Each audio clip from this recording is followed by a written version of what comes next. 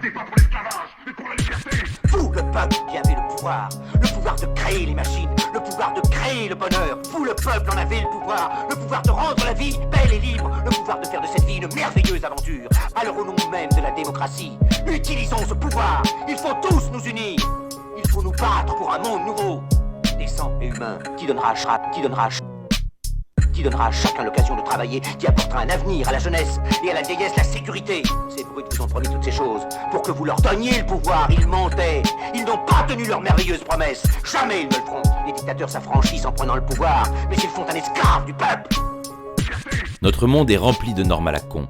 Trouve ta place, vis et ose tes différences. Arrête d'avoir peur de tes compétences. Explore tes possibilités et libère tes talents. Bienvenue dans la saison 2 3DS Audio.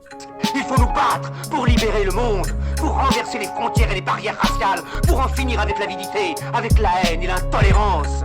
Il faut nous battre pour construire un monde de raison. Salut à toi, j'espère que tu vas bien. Peut-être que ta vie va à 100 à l'heure, que tout se passe bien, que tout s'effondre, j'en sais rien. Bref, en tout cas, je suis content de pouvoir rééchanger avec toi. Ça me fait plaisir. Dans ces vies justement qui vont un peu à fond, je pense que partager et créer des choses, s'unir, c'est un peu le point de départ d'une forme de reconnaissance. Tu vois. Je suis d'accord de dire que chacun doit vaquer à ses occupations, mais souvent, en tout cas aujourd'hui, est-ce que le mot occupation veut dire grand-chose ? Je ne sais pas. Le principal, c'est de ne pas oublier, de ne pas perdre le fil de notre relation, même si l'échange semble être un principe un peu lointain ou faussé de nos jours. D'ailleurs, le plus triste dans nos vies actuelles, c'est de tourner la page ou de se défaire de nos sens, de nos compétences, de nos motivations profondes, au détriment de futilité. Ces semaines m'ont permis de réfléchir sur mes motivations à faire cette saison 2. Je me suis dit, pense aux besoins réels des gens, ferme tes yeux et imagine ces mondes qui nous entourent. S'ils étaient différents, si on avait moins d'efforts à fournir pour remettre l'humain et nos libertés au devant de la scène, au centre de nos préoccupations, ça serait plutôt cool.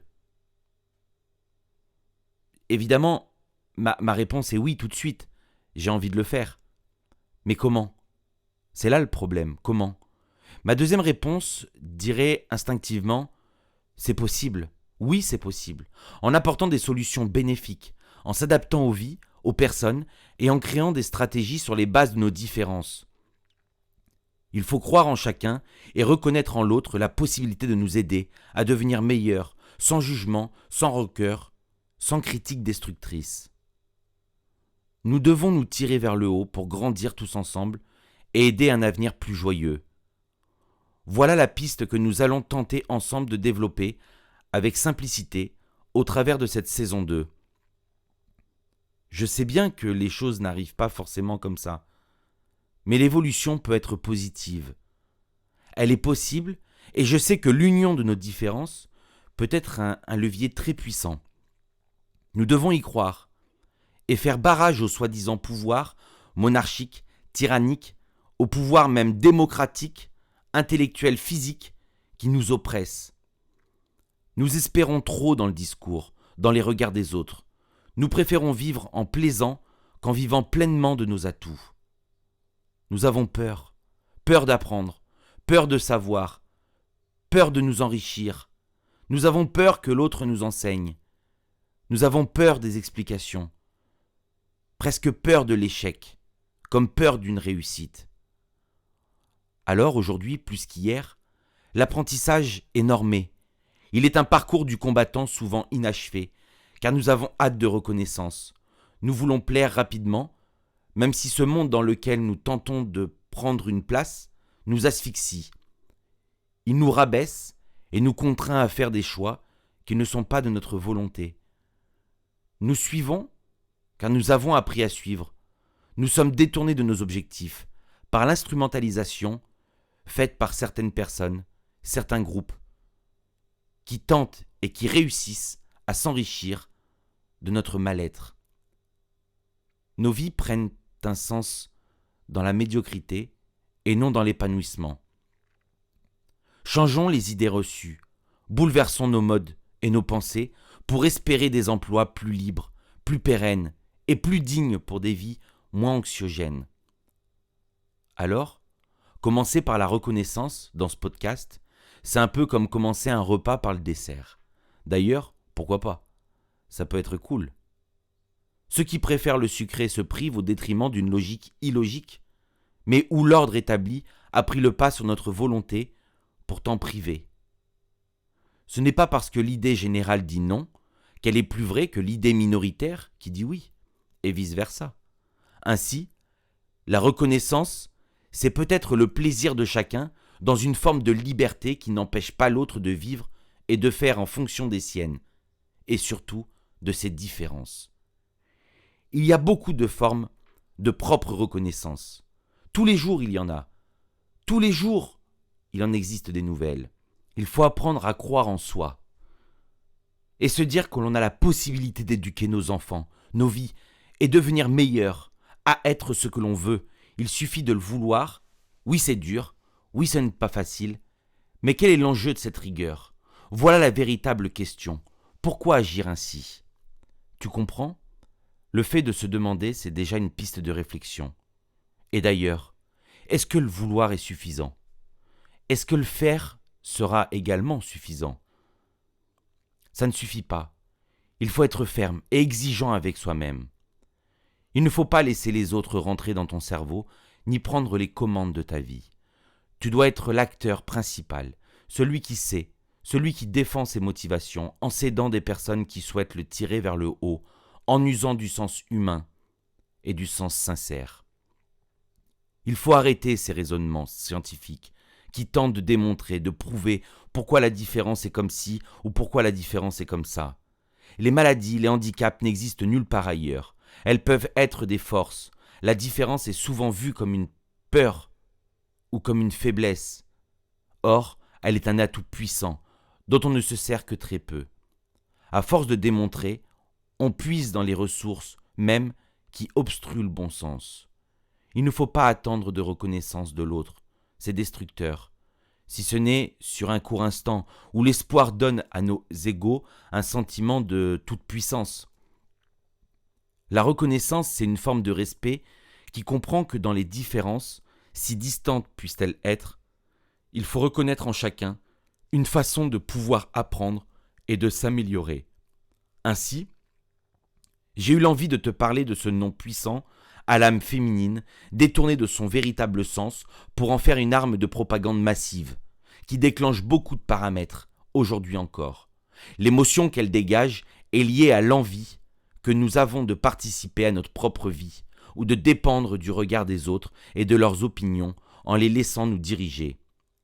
Nous comprenons par reconnaissance le fait d'admettre la supériorité d'une personne, d'une pensée, d'un acte, d'une profession sur une autre. Sorte de divinité qui apparaît comme un lien extrême et qui pourrait avoir sur nous le droit à l'initiative du regard sur ce qui est bien ou ce qui est mal, à critiquer ou à juger constamment nos faits. Nos mondes se sont ainsi fondés pour aujourd'hui avoir de droit acquis une puissance sur nos libertés et sur nos vies. Ce schéma, plutôt malsain et avilissant, ne permet pas de concourir à une fonction propre à chacun. La liberté de penser et d'agir dans le respect de tous, avec bon sens, discernement et sincérité. Nous sommes devenus croyants et dépendants des pensées supérieures et des voix tyranniques de ces personnes dont la reconnaissance ne serait plus approuvée, malgré leurs agissements impunis et inhumains. Nos actes et nos pensées sont détournés chaque jour. Nous devons suivre comme des moutons les règles établies qui sont régies par la force du nombre ou par celle des lobbyistes. Tiens, demande-toi qui te reconnaît et qui sait réellement qui tu es et ce que tu vaux. Est-ce que tu le sais?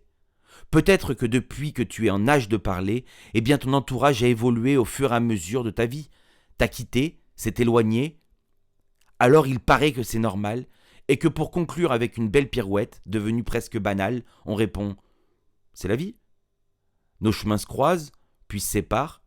Elle est faite ainsi. » Eh bien, je ne suis pas d'accord avec cela. C'est simplement une forme de fainéantise intellectuelle, des fois même physique.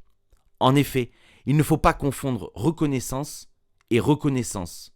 Pas simple c'est vrai.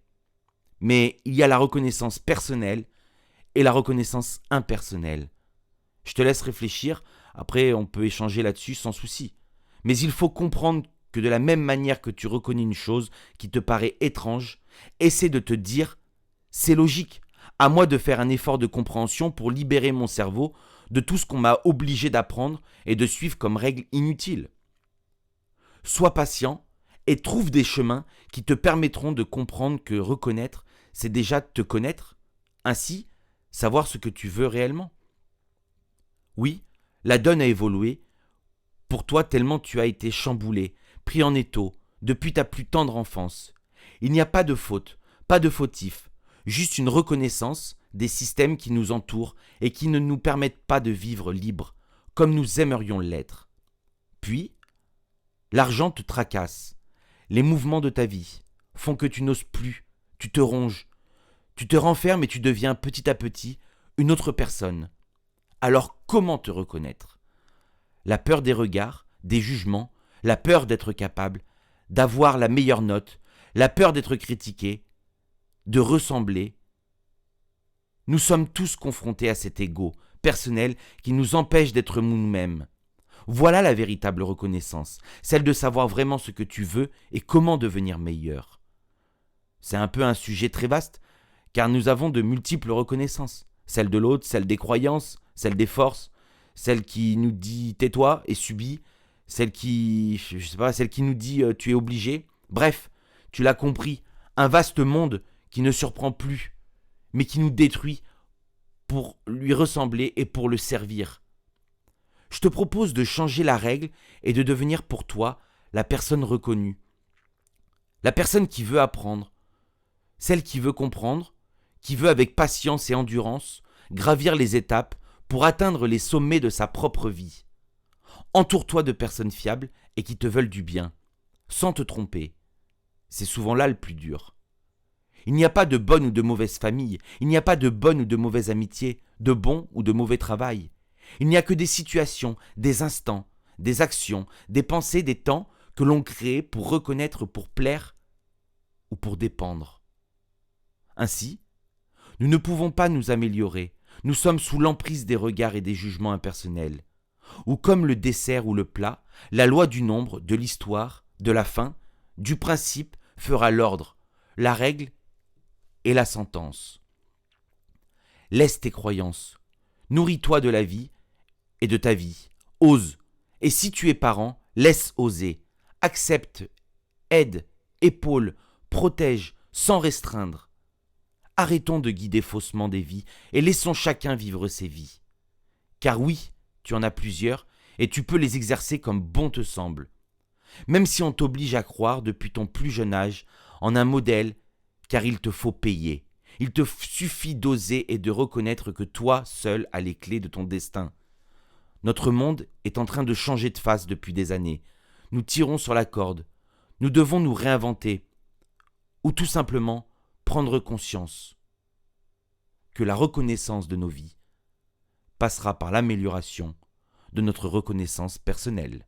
Ne tenez pas votre vie à ces êtres inhumains, ces hommes-machines, avec une machine à la place de la tête et une machine dans le cœur. Vous n'êtes pas des machines, vous n'êtes pas des esclaves, vous êtes des hommes.